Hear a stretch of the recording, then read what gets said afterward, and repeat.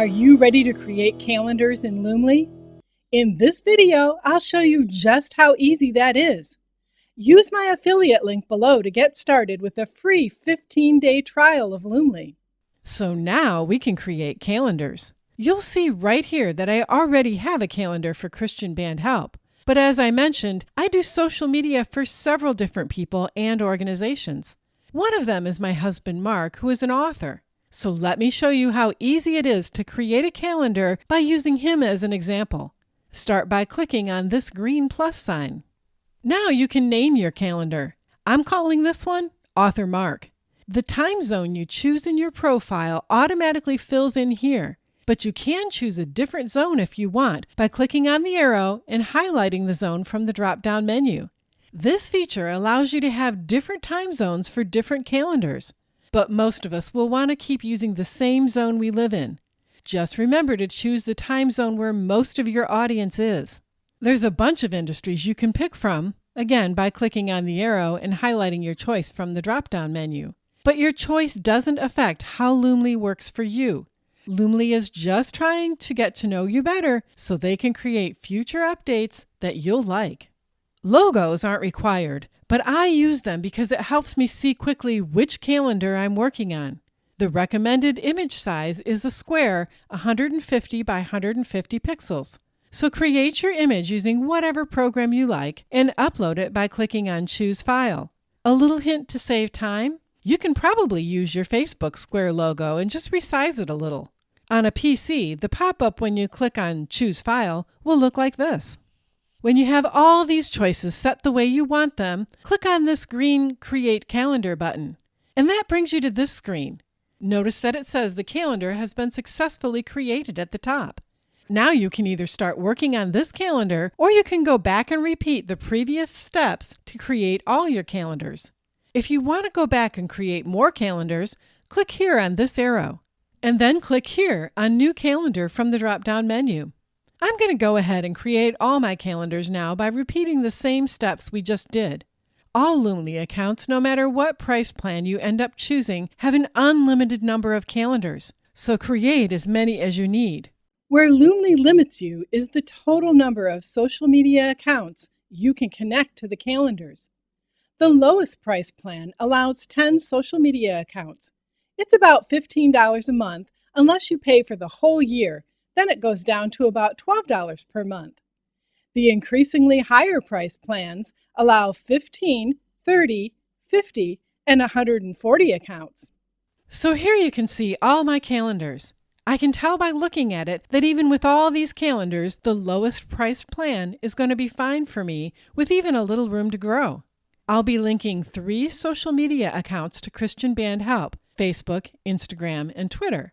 Author Mark only has 2 accounts, Facebook and Twitter, and the other 3 calendars will only link to Facebook for a total of 8 social media accounts.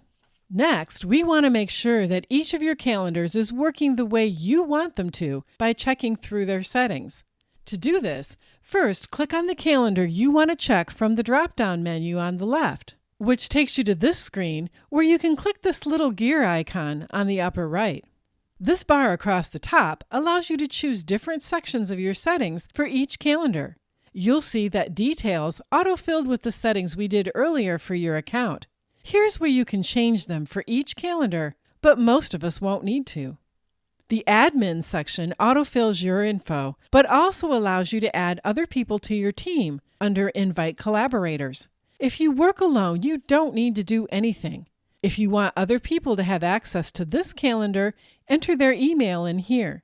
Then choose how much access you want them to have by ticking one of these circles.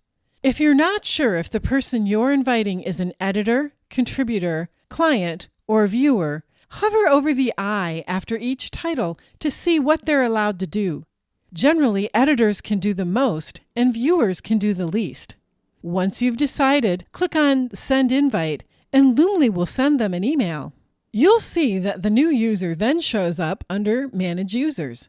You can then have the option to remove them or update their roles at any time. You can also invite new users at any time. Next, go back up to the top and highlight the tab called Workflow. It'll bring you up to this screen. You have 3 options: Original, light, and zero workflows. The differences between them are how much work you need to do once you've written a post and it's published. If you invited other people to be editors or contributors, you'll want to choose the original workflow so they can do anything to the posts. If you invited people to only be clients or viewers, you'll probably want to choose light workflow, which means they can see everything but cannot schedule posts.